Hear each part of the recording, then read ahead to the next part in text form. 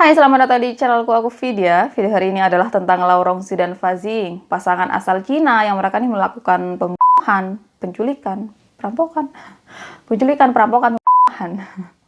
dan kejahatan tersebut mereka lakukan dari tahun 1996 sampai 1999. Niatan awal mereka adalah melakukan perampokan ke korban-korban yang mereka targetkan, tapi entah gimana mereka justru kemudian membunuh korban-korbannya. Dan korban dari mereka itu tuh bukan cuma orang yang awalnya mereka targetkan untuk barang-barangnya mereka ambil, tapi juga beberapa ada yang anggota keluarganya juga mereka akhirnya bunuh. Terus ada juga salah satu yang temen dari si target awal ini yang juga kemudian dibunuh gitu kan. Dan ya langsung aja kita masuk ke kasusnya Lau Rongxi dan Fa Zing.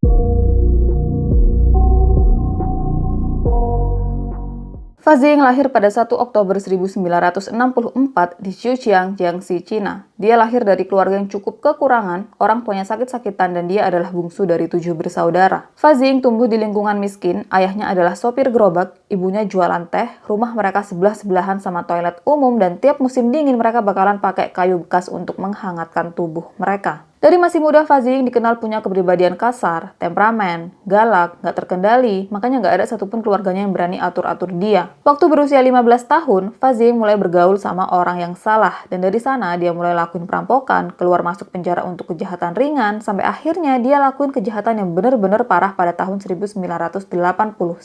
Yang karena hal ini, dia dijatuhi hukuman selama 8 tahun. Setelah bebas, Fa Zing kemudian nikah dan punya anak pada tahun 1990, tapi pernikahan itu nggak berlangsung lama dan mereka kemudian bercerai. Tahun 1993, melalui teman mereka, Fa Zing yang berusia 28 tahun kenalan sama seorang cewek berusia 19 tahun, Lau Rongxi. Lau Rongxi lahir pada 25 Desember 1974 di Xujiang, Jiangxi, Cina, dan dia adalah bungsu dari 5 bersaudara. Lau Rongxi dikenal sebagai wanita yang baik, populer karena dia cantik, penampilannya yang sederhana dan gak suka pakai barang mewah, kemudian buat image-nya jadi cewek polos dan lugu. Dan pada tahun 1993 dia adalah seorang guru. Setelah pertemuan pertama antara Lau Rongxi dan Fa Zing, mereka berdua langsung ngerasa cocok, mereka kemudian jalan bareng dan gak lama setelahnya mereka pacaran.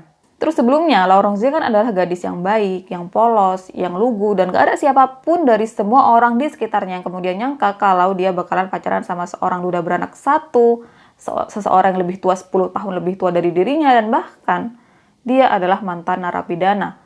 Waktu keluarga Lau Rongxi tahu, mereka tentu aja menentang, tapi kayak ya udah gimana, Lau Rongxi kayak udah cinta mati sama Fa Zing, jadi ya udah dia terus berhubungan sama Fa Zing. Setelah kenal sama Fa Zing, Lau Rongxi nih mulai jarang masuk kerja. Sampai puncaknya dia memutuskan untuk keluar dari pekerjaannya, dan setelahnya dia membuka bisnis kecil-kecilan, tapi itu juga nggak terlalu lancar karena dia mulai mengalami masalah ekonomi di situ.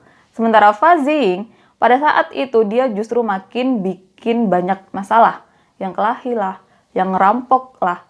Tapi Lau Rongxi sama sekali nggak peduli, dia tetap melanjutkan hubungannya dengan Fa Zing. Di usianya yang ke-22 tahun, Lau Rongxi kemudian pergi dari rumah bareng sama Fa Zing. Dan karena waktu itu dia ngeliat gimana Fa Zing dengan gampangnya dapetin uang beda sama dirinya yang waktu itu harus kerja, mulai bisnis, tapi juga masih kesulitan. Akhirnya Lau Rongxi ngikut cara hidupnya Fa Zing.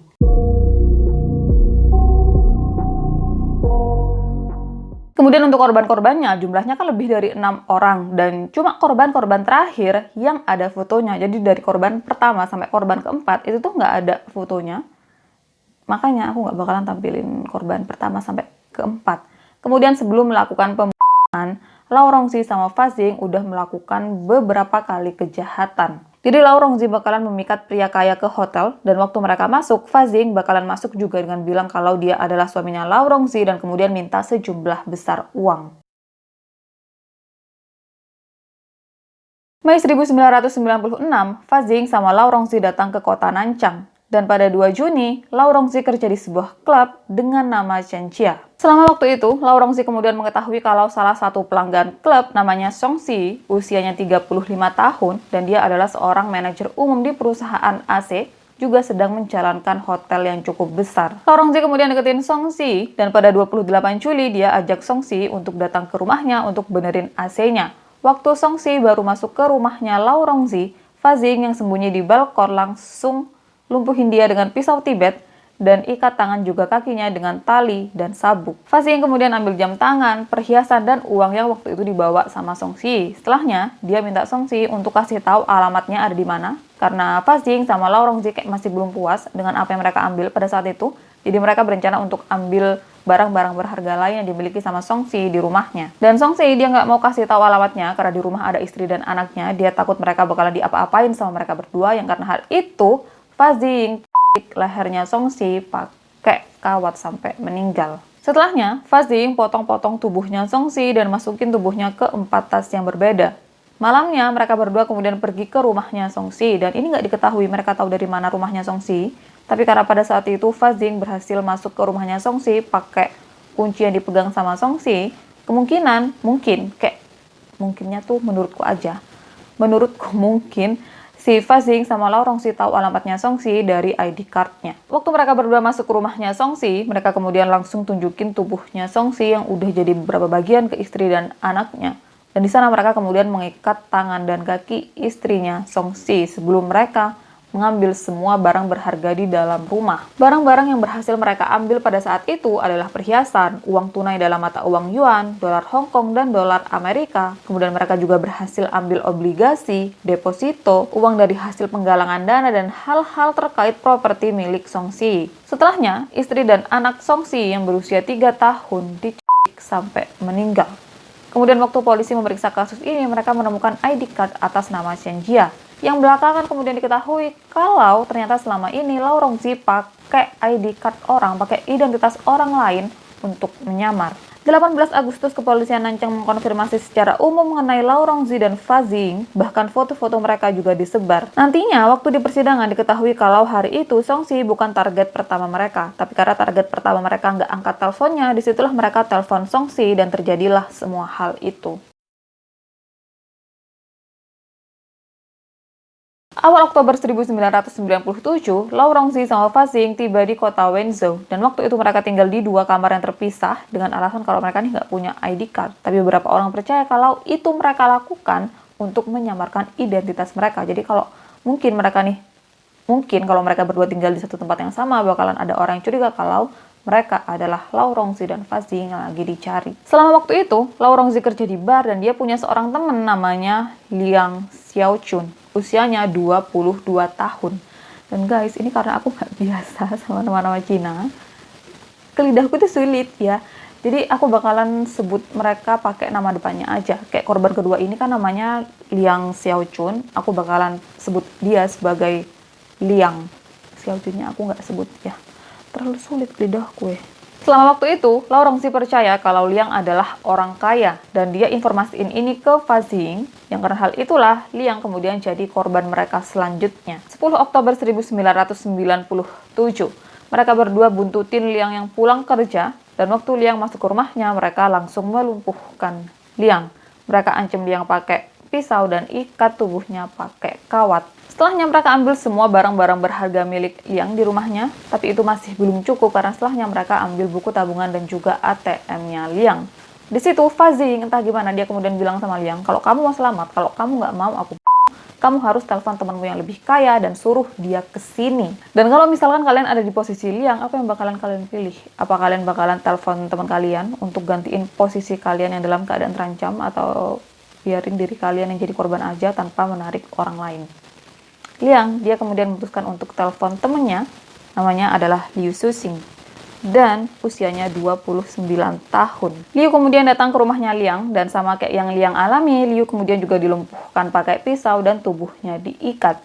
Barang-barang berharga yang waktu itu Liu bawa, langsung diambil sama Fazing, dan buku tabungan juga ATM-nya Liu juga diambil sama mereka. Setelahnya, Lau Rongzi pergi ke bank untuk ambil uang mereka. Dan waktu Lau Rongzi udah berhasil ambil semua uang mereka, dia telepon Fazing bilang kalau dirinya berhasil mengambil uang tersebut.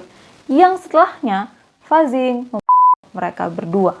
Waktu ditemukan, Liang dalam keadaan telungkup di atas ranjangnya dan tangannya diikat ke belakang. Sementara Liu waktu ditemukan dia dalam keadaan telungkup di lantai dan tangannya diikat ke depan. Hasil dari pemeriksaan forensik menyatakan kalau mereka berdua dicekik sampai meninggal sama kabel, dan gak ada tanda-tanda kekerasan seksual. Di sana polisi kemudian menemukan sidik jarinya Fazing di bagian belakang bungkus obat nyamuk. September 1998, Fa Jing sama Lau Rongzi datang ke kota Changzhou, Provinsi Jiangsu, yang di sana mereka kemudian menyewa sebuah rumah. Selama waktu itu, Lau Rongzi kemudian kerja di sebuah bar, dan sama kayak yang sebelum-sebelumnya dia lakuin, dia kemudian deketin pelanggan-pelanggan bar, yang disitulah dia kemudian deket sama Liu Hua, seorang pemilik bengkel mobil. Suatu malam, Liu anterin Lau Rongzi ke rumahnya, dan saat itulah Fa Jing yang udah nunggu kemudian langsung tusuk dadanya Liu pakai pisau. Dia kemudian dudukin Liu ke sebuah kursi dan ikat tangan juga kakinya. Selama waktu itu tubuhnya Liu kan kemudian digeledah dan dicarilah barang-barang berharganya, jam tangan, dompet gitu kan. Dan waktu itu mereka kemudian menemukan kunci mobilnya Liu. Waktu mereka memeriksa mobilnya Liu, emang ada sejumlah uang di situ, tapi itu masih kurang menurut Fa Jing. Jadi dia kemudian suruh Liu untuk telepon istrinya untuk minta istrinya ini bawa sejumlah uang ke halte bus yang udah mereka janjiin. Besoknya istri Liu datang ke halte bus tersebut dan bukannya dia ketemu sama suaminya, justru dia ketemu sama Lau Rongzi. Dan situlah Lau Rongzi kemudian bawa dia ke rumahnya yang ada suaminya, yaitu Liu.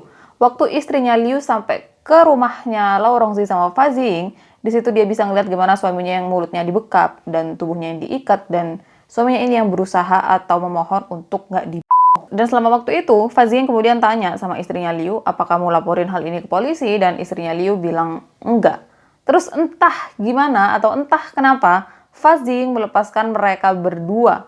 Tapi sebelum mereka berdua dilepaskan, Fa Jing bilang sama mereka, jangan pernah laporin hal ini ke polisi atau aku bakalan cari kalian dan kalian. Jadi Liu dan istrinya adalah satu-satunya korban selamat dari apa yang dilakuin sama Fa Jing dan Lau Rongzi. Kemudian nantinya mereka berdua bersaksi kalau selama proses itu, Lau Rongzi sama Fa Jing nggak terlalu banyak berkomunikasi. Jadi mereka ngelakuin semuanya tanpa harus banyak ngomong, aku butuh ini, kamu harus ngelakuin itu.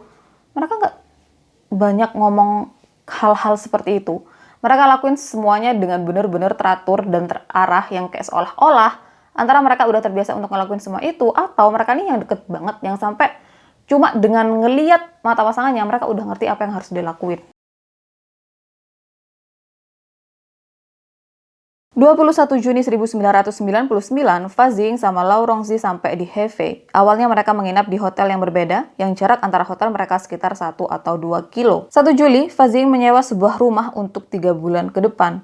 Setelahnya mereka membeli kandang anjing berukuran 1 meter kali 1 meter kali 0,7 meter. Dan saat itu, niatnya mereka mau memelihara anjing. Makanya mereka beli itu kandang. Dan setelahnya mereka juga beli freezer, entah untuk alasan apa. 15 Juli, Lau Rongzi mulai kerja di klub malam dan disitulah dia ketemu sama Yin Chinhua, seorang manajer umum di sebuah perusahaan, juga CEO di bisnis yang baru aja dia bangun. 22 Juli, Lau Rongzi mengundang Yin Chinhua ke tempatnya. Dan waktu Yin Chinhua sampai, Fa Jing langsung ancam dia pakai pisau. Ikat tangan dan kakinya, telanjangin tubuhnya, lilitin kawat berduri di lehernya, masukin ke kandang anjing dan kunci dari luar. Beda sama korban-korban lainnya, di situ Yin Chinhua justru nggak kelihatan takut sama Fa Jing. Dia bahkan kelihatan kayak santai banget, padahal kalau dipikir-pikir dia adalah orang yang menerima perlakuan paling buruk dari awal. Terus di situ Fa Jing kan akhirnya menggeledah tubuhnya Yin Chinhua, dan di situ Yin Chinhua bilang kalau dirinya nih nggak punya uang, dirinya bukan orang kaya, selama ini dirinya cuma berpura-pura kaya. Dan disitulah Yin Chinhua kemudian telepon beberapa temannya untuk meminjam uang. Yang sayangnya beberapa temannya yang udah dia telepon itu nggak ada yang bisa pinjemin dia uang.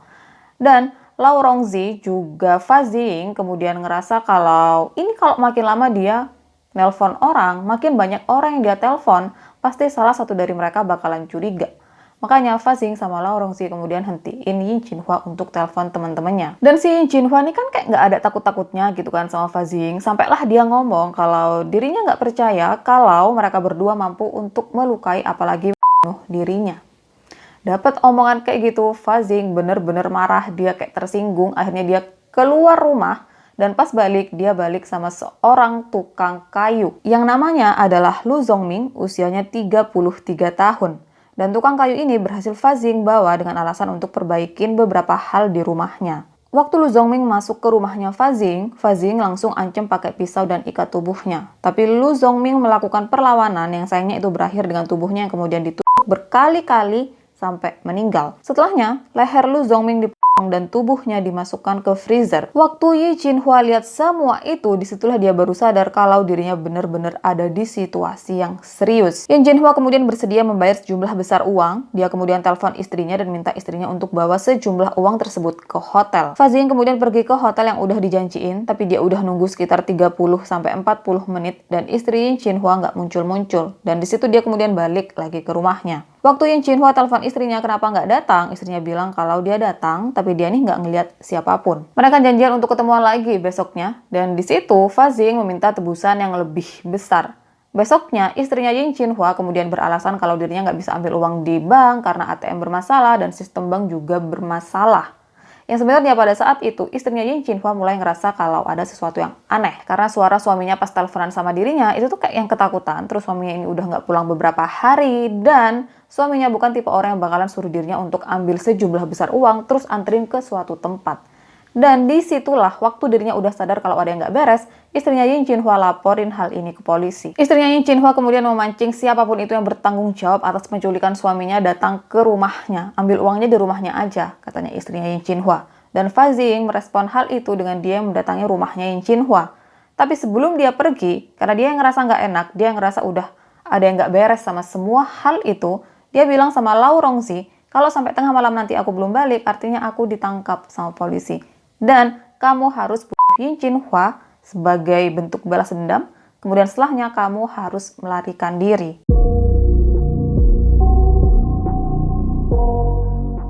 Fa Ziying datang ke rumah Yi Jinhwa dengan pistol rakitan. Dan waktu dia sampai sana, istri Yi Jinhwa sama anaknya udah nggak ada di rumah. Justru yang dia temuin di rumah Yi Jinhwa adalah polisi yang udah nunggu dia. Penangkapan Fa Ziying berlangsung cukup kasar karena Fa Ziying melakukan perlawanan dan nggak kooperatif. Kemudian selama ditangkap, Fa Ziying mengelak. Dia bilang kalau dirinya bukan Fa Ziying dan setelahnya pun dia terus mengecoh polisi dengan memberikan lokasi palsu tentang tempat tinggalnya atau tentang tempat di mana dia bakalan ketemu sama komplotannya, juga hal-hal lain yang semuanya itu kebanyakan bohong. Penemuan tubuh Yi Jinhwa baru diketahui setelah salah satu tetangganya Fa Ziying sama Lau Rongzi melapor ke polisi kalau dirinya mencium sesuatu yang busuk dari rumahnya Fa Ziying sama Lau Rongzi. Dan dia nggak tahu itu rumah adalah miliknya Fa Ziying sama Lau Rongzi karena kan mereka pakai nama palsu. Kemudian waktu polisi akhirnya datang dan memeriksa rumah tersebut, disitulah mereka menemukan mayat yang udah bener-bener busuk banget, yang kemudian dikonfirmasi kalau mayat yang busuk tersebut adalah Yi Jinhwa. Selanjutnya polisi juga menemukan mayat yang ada di dalam freezer yang 20 hari kemudian barulah dikonfirmasi kalau mayat tersebut adalah si tukang kayu. Dan waktu semuanya udah dikonfirmasi kalau rumah tersebut adalah rumahnya Fa Ziying sama Lau Rongzi, tentu aja Lau Rongzi udah nggak ada, dia udah kabur. Tapi waktu polisi melakukan pemeriksaan di rumah tersebut, mereka menemukan catatan Lau Rongzi untuk Fa Ziying yang isinya, sayang, aku lakuin apa yang udah kamu suruh, aku tunggu kamu, aku cinta kamu. Dan waktu Fa Ziying tahu kalau Lau Rongzi berhasil melarikan diri, dia kayak senyum ke polisi sambil kayak lihat mereka dengan tatapan kayak, that's my girl. Fa Ziying kemudian dijatuhi hukuman mati dan dia dieksekusi dengan cara ditembak pada 28 Desember 1999. Selama bertahun-tahun keberadaan Lau Rongzi nggak diketahui. Dia tinggalnya di mana? Apakah dia masih melakukan kejahatan yang sama? Apakah dia udah berkeluarga dan hidup kayak nggak ada apa-apa? Sampai akhirnya, pada November 2019, CCTV Mall yang pakai sistem AI mengidentifikasi seorang wanita berusia 47 tahun sebagai Lau Rongzi. Polisi samperin wanita itu, yang dia bilang namanya bukan Lau Rongzi, tapi namanya adalah Sherry. Dia nggak tahu siapa Lau Rongzi, nggak ada hubungan apapun sama wanita itu, dirinya benar-benar mengelak sebagai Lau Rongzi. DNA-nya kemudian diambil, dan besoknya dia mengakui kalau dirinya memang adalah Lau Rongzi. Jadi selama 20 tahun pelariannya, Lau Rongzi pakai nama Sherry. Dia bekerja di sebuah tempat karaoke, dan selama waktu itu dia dikenal sebagai orang yang baik, manis, pinter ngomong sama pelanggan-pelanggan di sana, buat pelanggan-pelanggan balik lagi ke klub tempatnya kerja. Pokoknya sama sekali nggak ada yang menduga kalau dia terlibat sama sesuatu yang menakutkan seperti itu. Informasi tambahan untuk kehidupan Lau Rongzi, dia hidup dengan baik, dia selalu berpakaian bagus, belajar piano, melukis, main biola, dan memelihara 2 anjing. Kemudian waktu dirinya terekam CCTV Mall, pada tahun 2019 dia pacaran sama seorang cowok yang punya toko jam tangan di sebuah mall. Hari itu pacarnya nggak bisa jaga toko, dan dia minta Lau Rongzi untuk jagain tokonya, yang pada saat itulah wajah Lau Rongzi tertangkap kamera CCTV dalam mall, yang ternyata CCTV tersebut dilengkapi sama teknologi atau sistem pengenalan wajah AI. Setelah ditangkap, Lau Rongzi dituntut atas penculikan, perampokan, dan pembunuhan.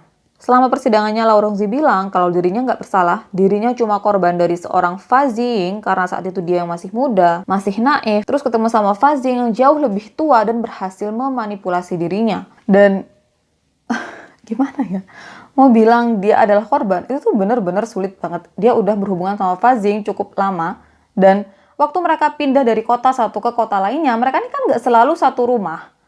Mereka ini pernah tinggal berbeda kamar, berbeda hotel, berbeda apartemen gitu kan.